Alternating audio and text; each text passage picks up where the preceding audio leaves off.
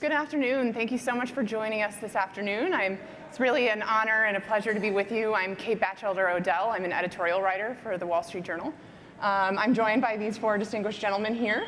And I first want to remind everybody that we are taking audience questions. And we would love to get your questions, so you can send them in on the app or on Twitter. And they will be beamed to me on this iPad, and I'd love to ask some of them. So please feel welcome, all budget wonks, all journalists, come all. So today, we're having this budget discussion at a very interesting moment in Washington machinations, which we will get to shortly. But I do want to start out a little more broadly, and I want to go down the line, and I want to know what is your top priority for the defense budget in the coming years. I'll let you interpret the question how you like, but I want to know what is your core priority? What are you focused on? What must the country do or else over the next 5 years? So with that, like I said, we're across the hall. They're talking about the China challenge in the Pacific, but here we're focused on the resources that will ultimately back up that challenge. So Chairman Smith, we will start with you. What is your top defense spending priority? Well, first of all, my top defense spending priority would be to get the appropriations bills done so that we actually spend the money. And I don't really mean that facetiously, because it's really important. You know, we're trapped in battles over 1,000 different things, but the basic running of the government continues to be enormously important. And we've got to make sure that Congress functions to do that, because, you know, a CR at, I don't know, $740 billion is worse than a full appropriations budget at 700. You know, don't want to alarm all of you out there about the 700 number, but my point is to actually have the ability to do the appropriations normally is invaluable, as anyone who works in this will tell you. But beyond that, the other huge priority is innovation and updating and integrating our weapon systems so that they're more survivable and our information systems work better. That's where war fighting is going. We've seen it, you know, all across the globe.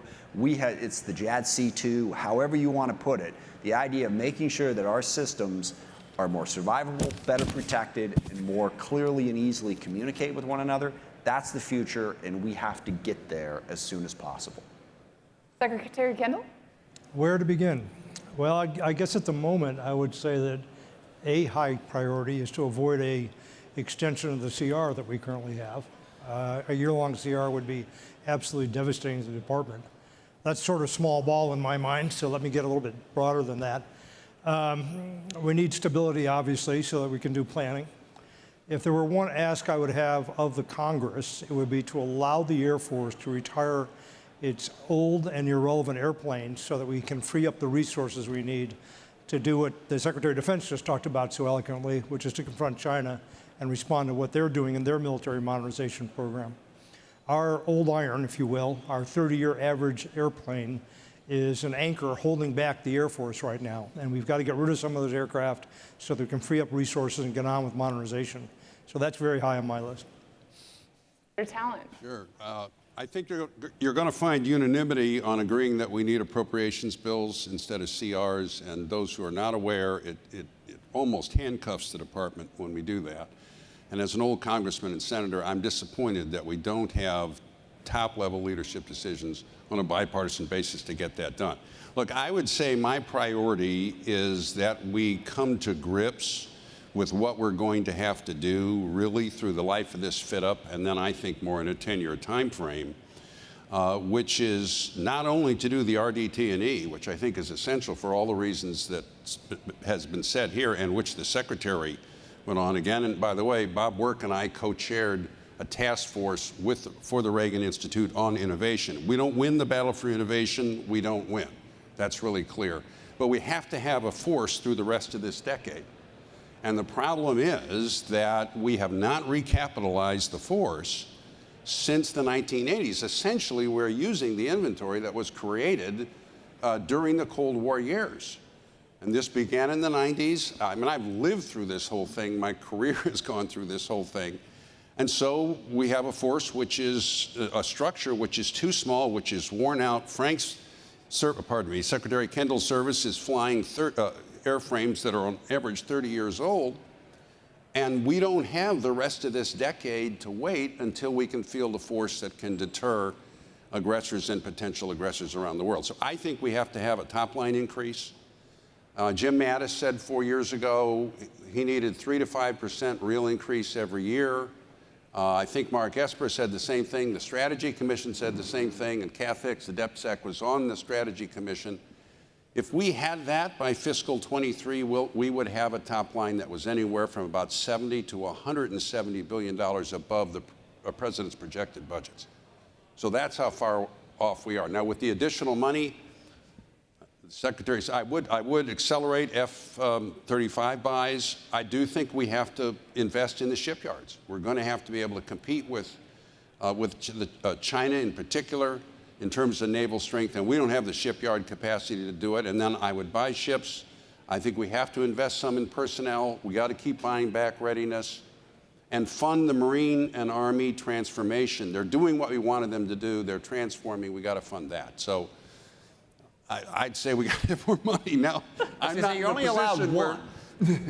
One priority. What's the? I said it was one priority. But when your first priority is to increase the top line, then you can have more priorities. Lots of other things under there. Mr. Takeley. Sure, Kate. I think from a defense enterprise point of view, and by that I mean the military, civilian leadership, and Congress, I think the most important priority is to set ourselves up to take advantage of the opportunity to accelerate digital world commercial technologies into the defense enterprise and do it to enable much more rapid capability development along the way of developing platforms and programs in our traditional sense. And I think that's the huge opportunity. And there'll be probably some modifications to the budget and the procurement system to be able to do that effectively, but I do think that's a priority worth going after. Chairman Smith, what can we expect from Congress over the next 30 days? How do you see the current scenario playing out, and what confidence do you have that we're not heading back to the continuing resolution future where those are governing the military more frequently? Well, I don't have a lot of confidence. I'll give you sort of the bad news and the good news. The bad news is increasingly, as we've seen Congress, it's become very difficult because it's more individuals than it is sort of collective action. Everybody's got their priority, and their mission is to force that priority whatever damage is done. There's not as many people in Congress that are focused on knowing that, well, we have to pass appropriations bills, we have to pass the defense bill, we have to raise the debt ceiling. By the way, we haven't mentioned that yet today, but that would be a catastrophe if we did not. Increasingly, members of Congress, it's, I guess, wrong to say that there's too many that are focused on being celebrities instead of legislators, but it's not wrong to say that they're focused more on winning the message of the day than they are on the hard work of getting done. And I'm in the middle of that right now, trying to negotiate the NDAA, and it's like squeezing a balloon. Or I have a Space Invaders analogy. It's like I clear one screen, and then all of a sudden, there's a whole bunch more. I got to have this. I got to have that. I got to have this. We got to get the work done. And increasingly, the country, and not just Congress, but the country is rewarding that type of individual approach to legislation. I mean, you can blame it on Congress if you want, but we're not the ones electing the people who are going back and acting like that. And I'm sorry to get specific. Marjorie Taylor Greene raised $3 million in the first quarter of this year, okay? So apparently, there's a lot of people out there who likes her approach. And I understand that's right and left, but that's a huge problem. The good news is there are still a lot of people, the members who are here, who do understand all of that. Understand we have to pass appropriations bills, we have to raise the debt ceiling, we have to pass the NDAA. We still have that skill set in Congress that is determined to get it done. But it's going to be real difficult because the way it works, we try to do it, and then someone says, well, I'm against it. And if I'm against it, I'll bring all these other people with me, and you won't have the votes, and you won't be able to bring it down. The days of us being able to go off in a room, cut the deal, come back, and everybody going, yeah, good, let's vote and go home, are gone. We got to bring all these people in. So I think it's a 50-50 call. I mean, it's clear what we're going to try to do. Most important thing is between now and February 18th to get all of the appropriators in a room and actually start negotiating. You cannot start negotiating from the premise of, you have to agree to everything I want, and then we'll sit down and talk. We have caucuses to represent. Even if we know in the end we're not going to get what it is that our caucuses are asking for, we do have to at least try. So I would say that next 30 days isn't the issue. It's now to February 18th. We know what we have to do, and I'd say it's 50-50 whether or not we're able to do it. Secretary Kendall, what are some of the Air Force's priorities that would be in the most urgent danger from another continuing resolution? They're across the board. One thing that obviously is on the table would be a pay raise, the planned pay raise for cost of living increases alone. That's in jeopardy, and that's not fair to our airmen and guardians or anybody else who's in uniform. We have a number of programs that need to scale up their level of effort in research and development. We have production programs that would need to scale up to get more efficient rates. We have programs we just need to move forward. One of the biggest problems of a year-long CR is that you lose time. Time is not a recoverable asset. You can't get it back. And so we lose that time. We lose ground relative to our pacing challenge, as Secretary Austin talked about. The race we're in with China particularly is for military modernization and the introduction of innovation into the force. You also heard a lot from the Secretary about innovation and the importance of that. So as we sit under a CR, we can't move our programs forward. And importantly, we can't do new starts. We can't start the things that we don't have funded currently and currently authorized. So it's a devastating outcome to have that impact. And we need to do everything we can to avoid it. Is there an operational impact? And by which I mean, about a year ago, there was a report from the Commission on National Military Aviation Safety kind of connecting the dots between continuing resolutions and less proficient pilots and preventable accidents. Are you concerned about that dynamic replaying if we do go back to dysfunctional budgeting? There can be. We would do everything we could to try to manage what we had to avoid that sort of a thing. We try to support our warfighters, obviously try to keep readiness as high as we could. But we have cost of living increases in all of those areas. And ultimately, there is risk. There are risks to things like safety and certainly to readiness associated with that. Senator Talent, while we're talking about the readiness issue, you worked on readiness while you were in Congress and looked at it closely. How would you rate readiness currently where we are today versus how you've seen it over the course of your career? Well, I think after the sequester, and everybody understood this, I think Secretary Panetta was here. He said it was going to be like shooting ourselves in the head, and it was. And because of the way it happened, it was terrible to take that much money. Because of the way it happened, there was no way the department could get it out of anything except current readiness. And so we already had backlogs in training, maintenance, depot maintenance, all the rest of it. And so everybody took an enormous hit. I think Jim Mattis was able to buy back a lot of the readiness. I think from what I understand, about 2/3 of the Army's brigade combat teams are fully ready. The Secretary can speak for his service. I'm sure he's done an evaluation of that, but I think it's improved. It was in very bad condition a few years ago. And I'm really pleased with the way the Army, the Marines have grasped the nettle of the transformation that we want to happen and are moving ahead with it. I am very concerned about naval readiness. And we don't have the Navy here, but certainly the outward signs are not good with what we've seen in terms of the accidents. I'm concerned about the reputation that projects in Indo-PACOM, which is a maritime theater. And so, yeah, I think we're going to have to continue working on readiness, and that you can't recover from losing $500 billion to the budgets that Secretary Gates had projected over the course of about 6 or 7 years without having enormous knock-on effects down the road. I do want to talk more in detail about the Navy, but before I do, let's ask Mr. Taslett, how does the budget dysfunction in Washington affect your planning cycles? How do you look at it and think about it? It makes it really difficult for us to pivot to the priorities that Secretary Kendall and the Chairman have just talked about. So three of them I would point to is, one would be hypersonics. We expected an increase in hypersonic R&D and investment and pre-production that won't be able to happen. As you said, Secretary Kendall, losing a year in that race with China and Russia is unaffordable. I don't know if there's an anomaly to be had here, if that's the case, to do it. A second one that's equally important is there's modernization for the F-35 that we need to start now to make sure it's done in time for the threat increase that's going to come a few years down the road. And so if we can't get the increase in that budget at least by transitioning from other budgets, again, it's going to be a year you lose that is essential to just readiness and performance and competitiveness. Those are a couple. And a third one I would point to is Joint All-Domain Operations. There's really no funding vehicle of size for that today. It's one of the areas where I think we can really drive these digital technologies in and get rapid advances in capability and missions. But if there's never any way to allocate funds for that because there's a CR for yet another year, we'll be behind as well in that area. So those are three at least that I can think of right off the bat. Secretary Kendall, you brought up immediately that the Air Force would like to retire some of its older, aging assets.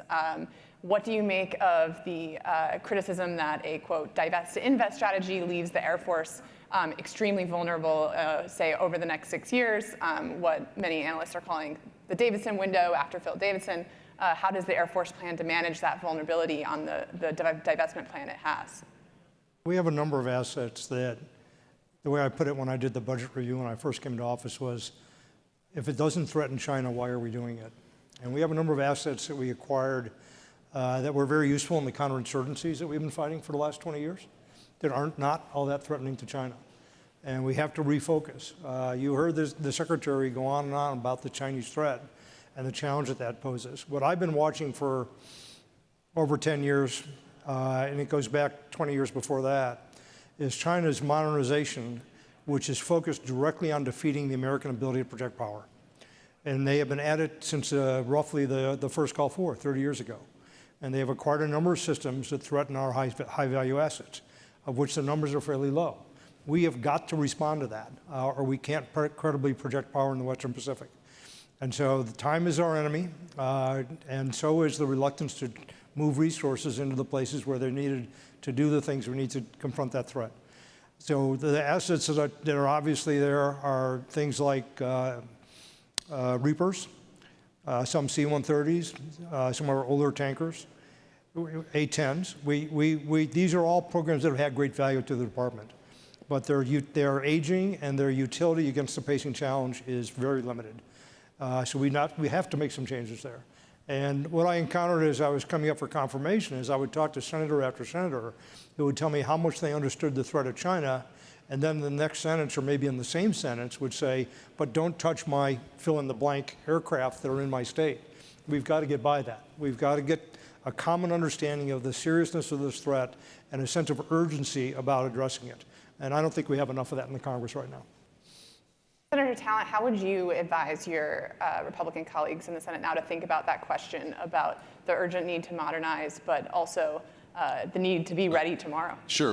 We keep coming back to what is the elephant in the room, which is that we are not able to provide and prepare for all the threats to the country because the top line is too low. Now, having sufficient funding is not sufficient by itself to do what we need to do. It is necessary, but is not sufficient. All the great things that Secretary Kendall's doing, and I followed his career for a number of years, the chairman's yeoman work, what industry is doing is tremendously important, but we have to have the funding, and we don't. And so it's one thing to make hard choices, it's another thing to make what are effectively Sophie's choices, where we are deciding to guard against one threat but not another because we don't have the funding to build the capacity to guard against both. So I just have to say, you can't, as we say in Missouri, you can't pour 10 pounds of potatoes in a 5-pound sack. Now these actors are great. They could do 10 pounds probably in an 8.5-pound sack or a 9-pound sack. We're going to have to get funding up. In the meantime, it's a very difficult choice because the Secretary is right. China is no question the pacing threat. It is a maritime domain. It is a different kind of warfare, certainly than counterinsurgency or Eastern Europe. At the same time, Bob Gates said a few years ago, we have a perfect record of predicting the next war. We've never been right. We're 100% wrong. And I always think that one big threat is thinking that you only have to guard against the greatest threat, because the enemy or the adversary has a choice. So I know I've not answered the question. I suppose if I had to do it, I think China is so dangerous and it was the only way to get the money, I'd say retire them. But for heaven's sakes, get us airframes for it. Not 5 years down. If I was still in the Senate, not 5 years down the road. Get me airframes now. Yeah, I'm sorry. I got to talk about Smith, this. please run in. So couple things about this. First of all, when it comes to the threat environment, well, number one big thing, it also matters how you spend the money. And I come to these things every 7 or 8 years, and we don't really talk a lot about that. We talk about how much more we need. And one of the big things that the Pentagon needs to do, and in this chart that you haven't put up yet down here that we can see, I don't know if they can see Chairman Smith would like the chart. Tells about where the American public is at on where we're spending our money. And basically, it asks too much or too little. Infrastructure, education, healthcare, border security. It's 61% say we're not spending enough on infrastructure. 50, I can't read that far. 8% I think say education. 56 healthcare. 47% border security. 27% say it's the military. So we've got a problem in the country with not really agreeing that the most urgent thing that we're facing is to spend more money at the Pentagon. So we got to ask ourselves that question, why? Why does the public feel this way? And there's a whole lot of reasons, but two rather important ones are, number one, the spectacular amount of money that the Pentagon, with the able help of Congress, fully admit, has wasted over the course of the last 20 years. And when we look at a variety of different programs out there that have not come in where we're supposed to come in, and I know we're amongst friends here, so we're not supposed to mention specifics, but this is really kind of important, so we have to. You want more money, then you can't sort of dance around the fact, well, I don't want to offend that guy. So the fact that that program is $2 billion over budget and didn't deliver, hell, stuff happens. We shouldn't talk about it. The public sees that. Care about all of you and all of us and everything. They're like, you're telling me we need more money for the Pentagon? And I just read a story that the sustainment costs on the F-35 are like, I don't know, a hell of a lot higher than they should have been. And the tanker that we were supposed to deliver is way crazy over budget. Future combat systems became an epic disaster.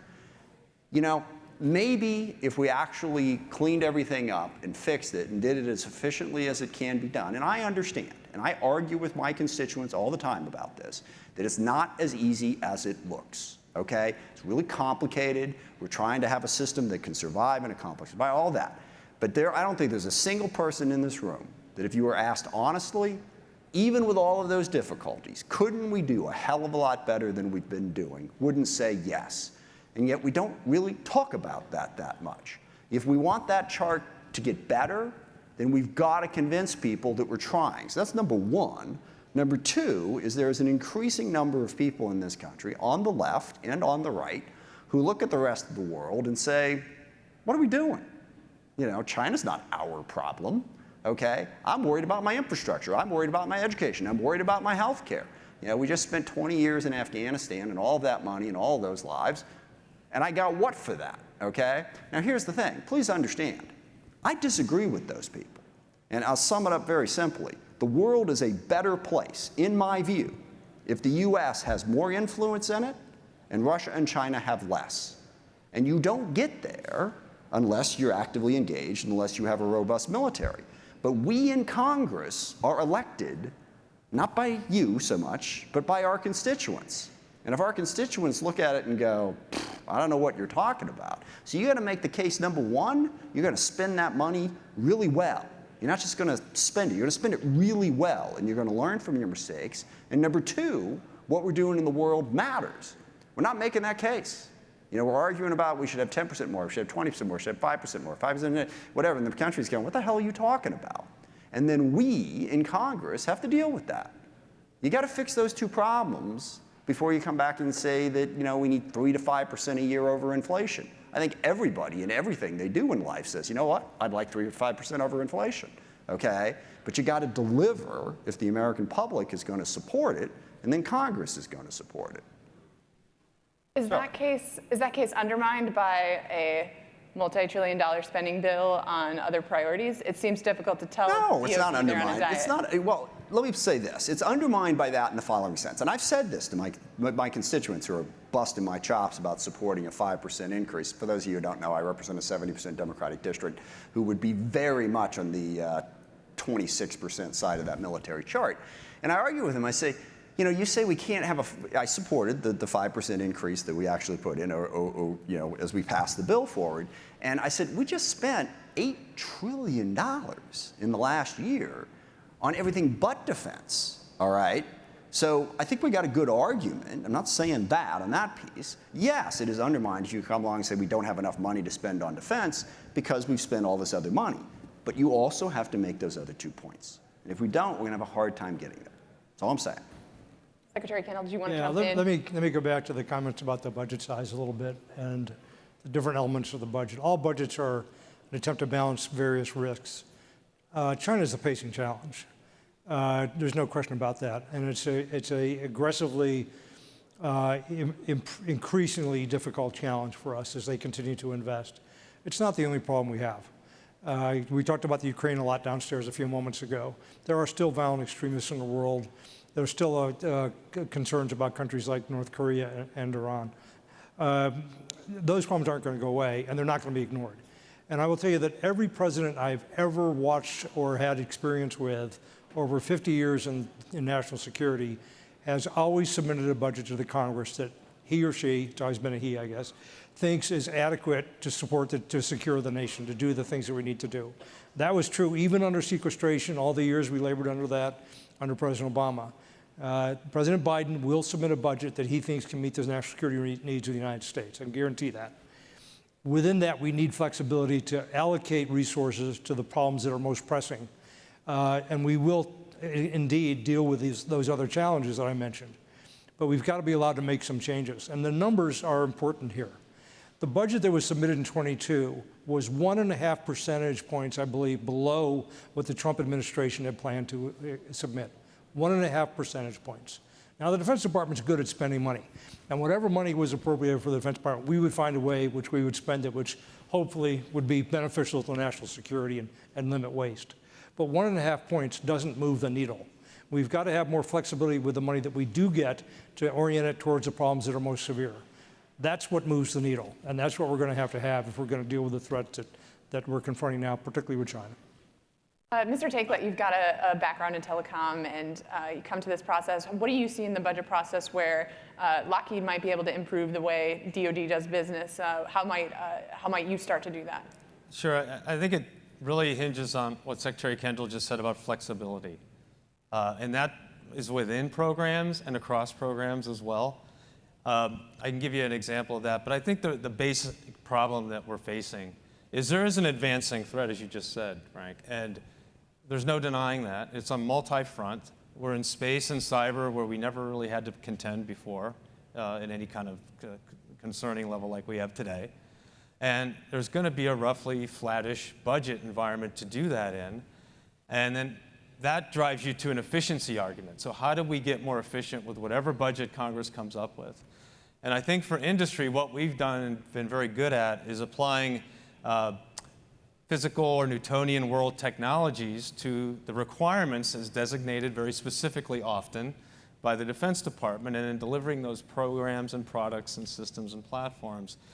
I actually think we need to turn this whole process on its side and have more of a objectives and outcomes request to industry. Go ahead and compete on that, but have flexibility in how that goal is achieved rather than very, very specific requirements on how to achieve it. So that's one place to add flexibility. The second place is this reallocation within the services, and maybe even have the combatant commanders have some flexibility on solving their problems. Because what we're finding in the year and a half I've been out of the tech and telecom industry and back into defense and aerospace is that we've been demonstrating a few very interesting capabilities that were fairly cheap to put together. I'll give you one quick example is we can tie together a THAAD missile system, a PAC-3 missile system, an Aegis radar, and a fire control system that the Navy has on board its ships already, and network them in a way and bring a network effect to those existing programs which actually improve the defensibility of the fleet. So we demonstrated that last year in exercise in Indo-PACOM, and then we packed it all up after everybody loved it and took it home because there was no program for it, there was no funding for it, the COCOM doesn't have any funds.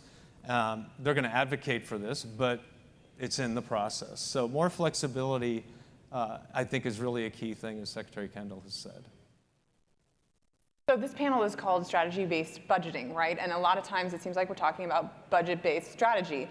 So how do you start to invert that to its proper role where we decide first what our strategy is and what our needs are, and then let the budget flow downstream from that? Would welcome anyone's thoughts on this, but let's put it to Secretary Kendall, who looked interested. It's one of my favorite topics, actually. We do need to align the way we allocate resources to the strategy. And you heard from Secretary Austin, I think a pretty good summary of what you can expect in the strategy that we'll produce. There's an interim national security strategy that's already out that generally points in the same direction. And certainly President Biden, I think, has been clear about what the pacing challenges are. The question then after that is, and we've been working on this for the last few months I've been in government and before, is how do we align our resources and our planning, and how do we balance risk over time?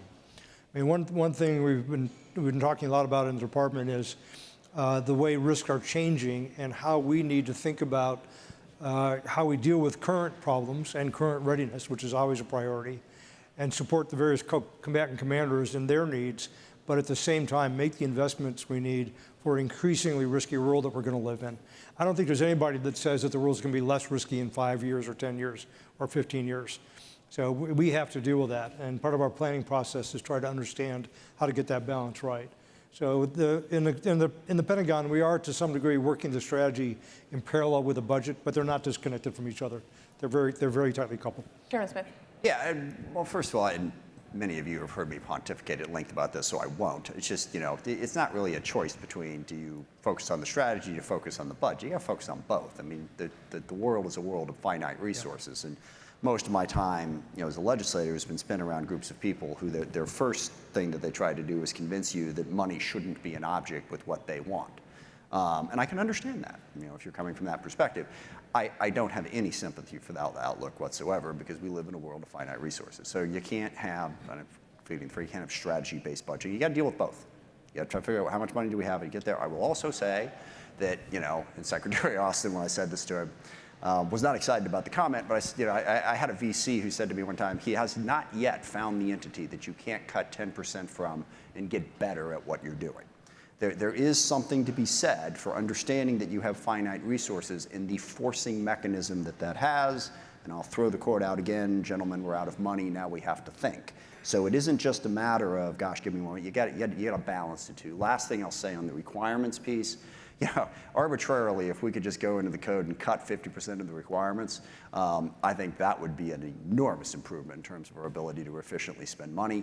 And what you said about set a goal and then be flexible as hell on how you get there, single most important thing I think we have to do to get to that place to where we're spending the money better at the Pentagon. Senator Talent, do you want to jump in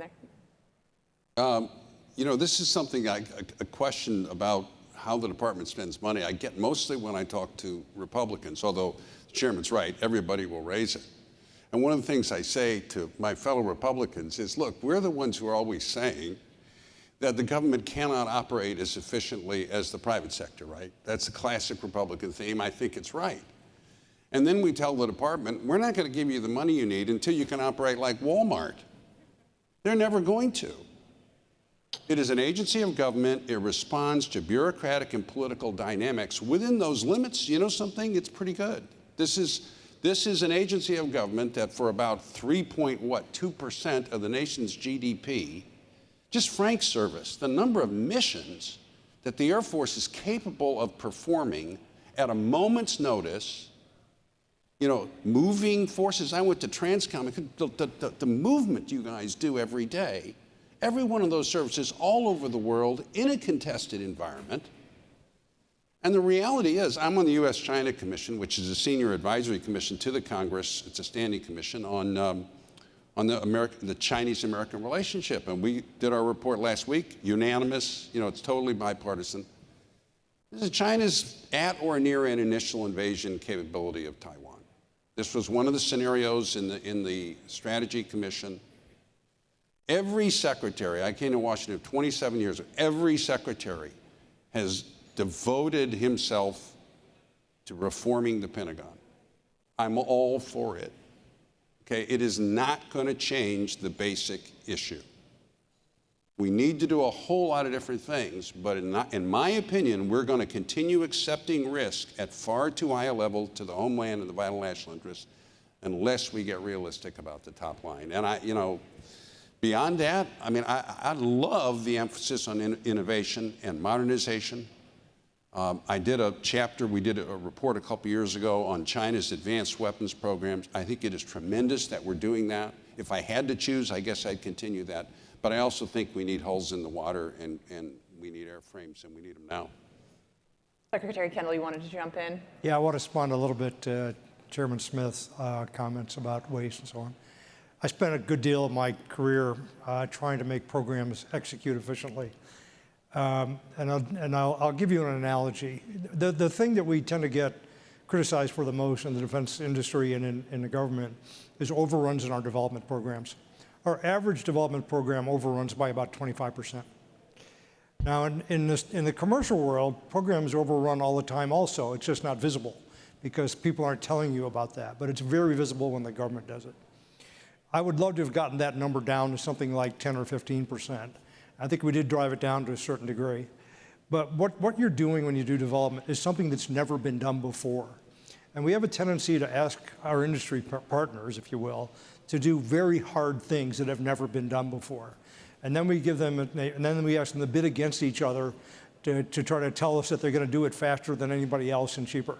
And we give the contract to that person. So we have a system that's set up to have overruns in development. It's designed almost so that that's an inevitable result.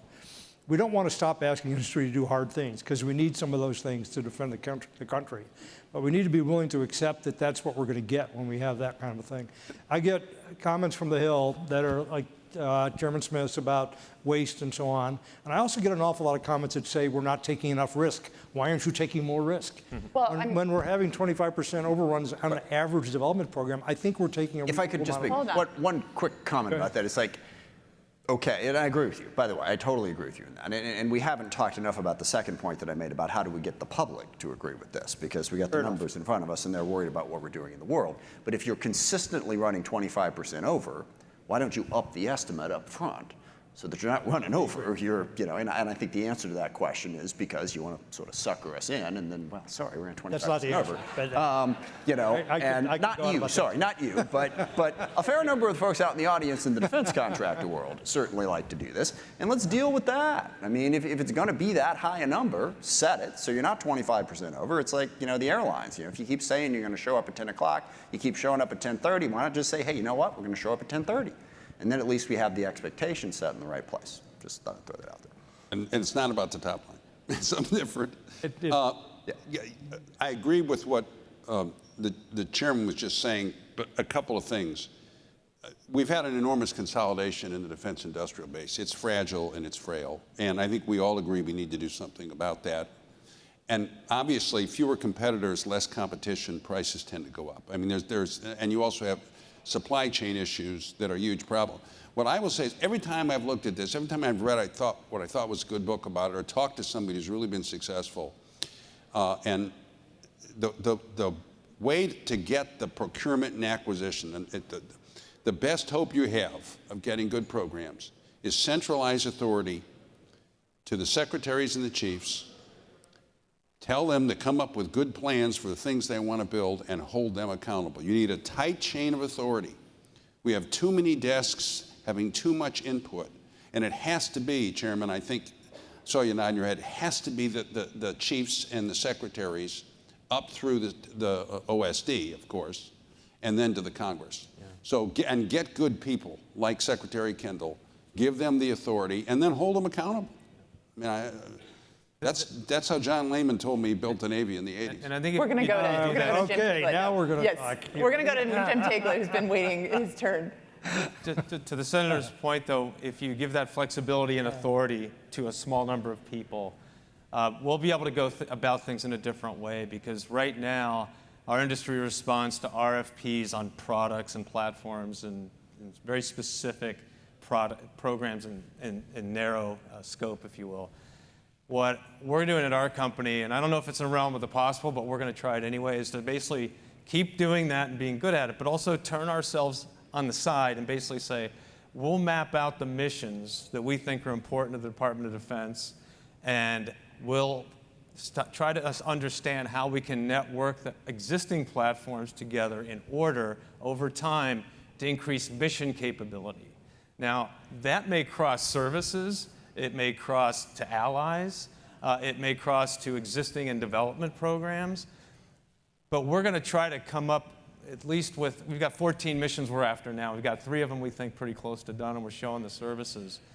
But if we can address the mission capability improvement versus give me a new or better product, I think you can accelerate change like General Brown is trying to do and do it more efficiently. And the last footnote I'll put on this is, when I go back to my old industry, I've had great success in talking to CEOs about working with us to help do that, to insert their IP and accelerate their technologies into mission solutions for our customers.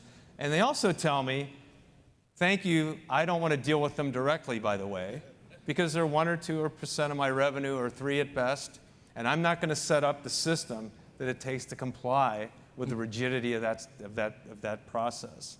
So we think there's a way to do this by mission, but it's going to take a lot of change on the part of government, Congress, and industry to do it, but we're going to kind of move out and see if it sticks. All right, I want to move on to a couple more subjects, and we're short on time. But quick, I want to do an audience question that came in for Rep. Smith. And if you've talked about the need for compromise to get the appropriations bills done, what was one of your priorities that you gave up this budget cycle?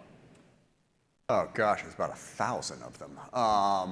So it's a good time for that question.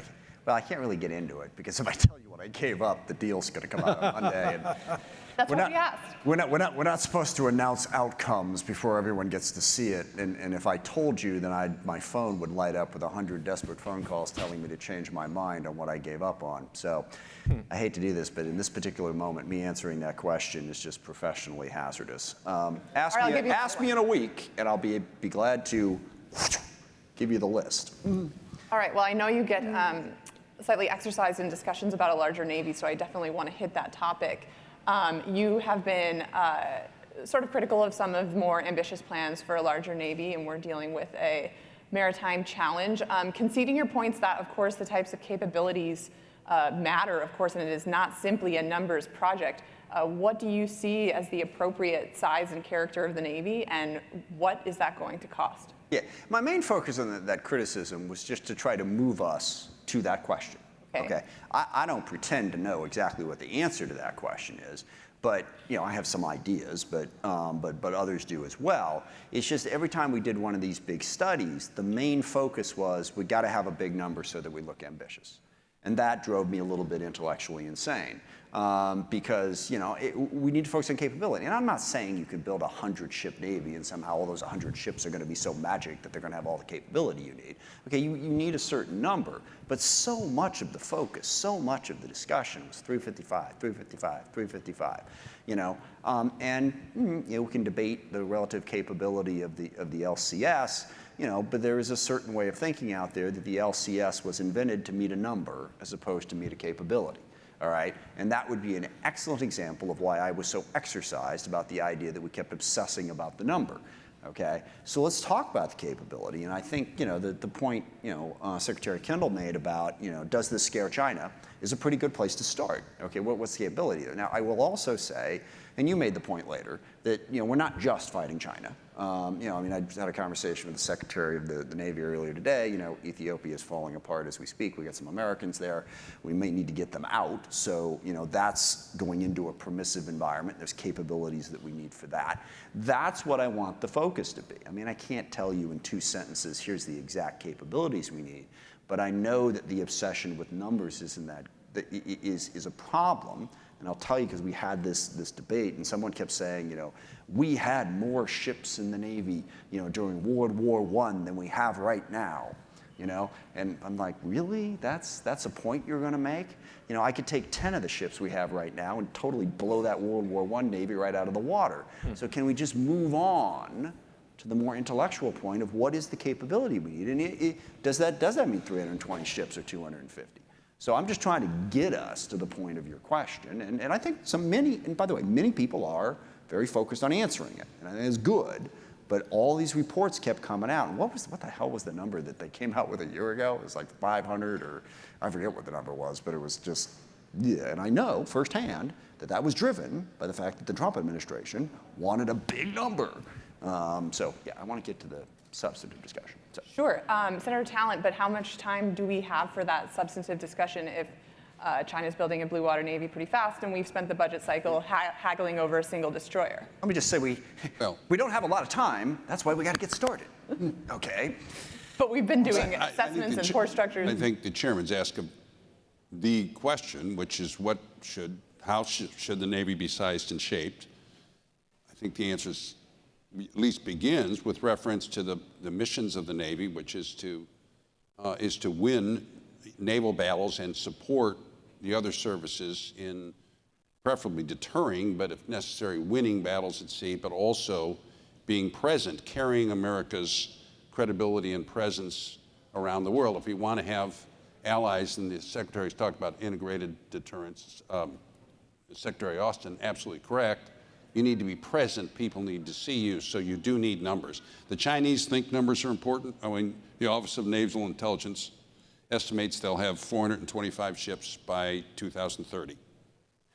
And if we do not take actions quickly, we'll still be at 300. In fact, we may be lower because the Navy wants to retire some of the same position Secretary Kendall's in, and I think that's a problem. So, I mean, generally speaking, at the end of the Cold War, Colin Powell estimated the kind of force that we would need, and they drew down the Cold War force a lot. He thought we would need a 451-ship Navy, and this was in a unipolar moment. I mean, there really were no significant threats. There was no North Korean nuclear program. There was no Iranian nuclear program. There was no rising China. Russia was friendly. No global war on terror, and he thought we needed 451 ships. So I think no matter what index you look, I do think numbers matter. Capabilities also matter, and the chairman's folks, this is the right question. Let's get an unbiased answer to that question. I'm pretty convinced it'll mean a substantially increased Navy going forward. Secretary Kendall, did you want to weigh in? Yeah, the last thing I'm going to talk about is how big a Navy we need. If Carlos was sitting up here talking about how big an Air Force we needed, I'd be upset too. But I do want to talk about the nature of the conflict we have with China and what it requires. And I want to set the record straight because I've been misquoted in the media a couple of times recently on this. We are in a race, if you will, with China. It's a race about military modernization and innovation. It's a race about quality and the capabilities of the things that we have. It's not about quantity. It's not a race to try to build more battleships than they do, for example. They have very thoughtfully come after our key assets, and they've bought things designed to do that for them as efficiently as possible. We need to be just as thoughtful about what we buy to go after their vulnerabilities. And it isn't a one-for-one. It's not a symmetric situation. One of the things that they have been doing is experimenting with and starting to buy hypersonic weapons. They've already bought a great many conventional weapons, cruise and ballistic missiles of various types. So that threat alone is enough to give us a serious challenge. So we need to be thoughtful about this, and we need to respond intelligently, and it's about modernization. It's not about quantity, and I think I need to make that clear. We are in a race with China, but it's more of that nature than what would traditionally would call an arms race. It's a different kind of a race. And I think that the digital twin, if you will, of modernization is increasing the deterrent capacity of what we do have. Yeah. And if you go back to Sun Tzu's writings and you believe that the Chinese government still looks at that, they like a 90 to 95% success rate before they take action. So they'll prepare for a long time. They'll do things that are surreptitious and unseen. But when they think they've got the 90, 95%, they will do the physical attack and they will achieve their objective. The goal I've got for our basically digital twin, if you will, is to try to move the goalposts of when you can get to 90 to 95% if you're the Chinese decision maker. And we can do that rapidly with some of the digital technologies by connecting space assets to air and ground and sea assets, to have multiple paths of communications, command and control so that you can't cut just one and blind our leadership. So those are the kinds of things that I think, again, require a lot of change, because we're not used to driving mission capability across services, across domains, multidimensionally, if you will. But if we can keep moving those goalposts with every tool we have, including our commercial partners, to get them involved in moving those goalposts, I think it could have a really positive effect in whatever budget environment we're in. Secretary Kendall, how are you looking at the threat of inflation on the Air Force budget? We will manage our way through any inflation that occurs. I think a lot of the inflation, I'm not an economist, but I've spent a fair amount of time trying to understand economics. The inflation we're experiencing now is being driven by things that happened under COVID. It's not a normal spiraling type of inflation that often happens in economies. So I think there's reason to be hopeful about the course of that, and we'll see how it plays out over the next few months. I have a memory that goes back far enough to remember pretty well the hyperinflation we experienced in the 70s. I don't think we're looking at anything like that. I think this will be much more manageable, and we'll make adjustments. We'll manage to whatever rates we see. I don't think it's going to get out of control, and it's not one of the things that keeps me up at night. I want to put up our second slide before we're short on time here, but we've been discussing a lot today about the loss of confidence in institutions generally, and we've been looking at the 3-year dip in... Sorry, I just got to say I love this chart, because you have to go a long way to construct a chart entitled Trust and Confidence in U.S. Institutions, where Congress comes off the best. So your ability to do that is greatly admired. Yes, well, anyway, we will take that under advisement for all future charts. I don't believe that poll, by the way. But we've been looking at this chart at numerous panels today and at lunch, and I want to get your thoughts here on, look, the military does still enjoy high levels, but it's under half here. We're at 45%. Some of that dip has been driven by Republicans since February 21. What is this going to do to your ability to get the services, the resources they need? And I'd like to know from each of you how you're going to use your position of influence to improve these numbers. Well, if you want to start with me, look, I mean, this is much of my life, is talking to my constituents and trying to convince them that our U.S. government actually works better than they think it does. And, I think this is the central challenge that we face as a country, is that we have become frustrated for a variety of different reasons with the way government works, with the way institutions work, and people are throwing up their hands and rejecting the very idea of working together to solve problems. That's it. And what we have to do, I think, number one, certainly we all have to work, try to do a better job, whether you're in Congress, whether you're, be responsive to people, listen to them. There's a whole bunch of other things. But I think the other thing is we have stopped educating the American people about what government is, what representative democracy is, what politics is. All of a sudden, they've set this level of expectation that cannot possibly be met. Bringing diverse groups of people together and stopping them from killing each other as a starting point is an enormous challenge. Bringing them together and getting them to figure out how to live together and decide, I give up this, you give up that, so that we have peace and press. It's difficult. That's what representative democracy is. We don't teach about that. What we teach people increasingly about now is how to be activists, how to recognize what you don't have and to fight for it.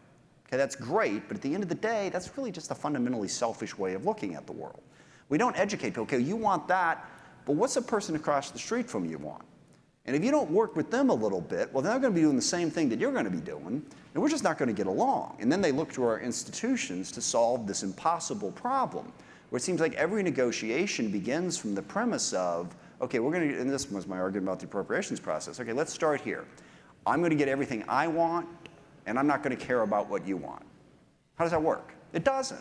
We really got to start educating people, because I think the frustration you see in that chart, people aren't happy with outcomes. We got to teach them about the process to build that level of support in all of our institutions. So, sorry, we're just running short. I want to get through. Secretary Kendall, give us the quick version, the Churchill version. Senator Duckworth and Brad Smith, I thought, were very elegant about what's happening here this morning. Okay, we have two problems when it comes to trust in our institutions. One is that we're under external attack. We have a former KGB operative running a country which is dedicating a lot of resources to dividing Americans and making them distrust their institutions. We've been under attack by the Russians in this way for some time, and it's been an incredibly effective covert operation. There's nothing really covert about it. It's well understood that that's what they're doing.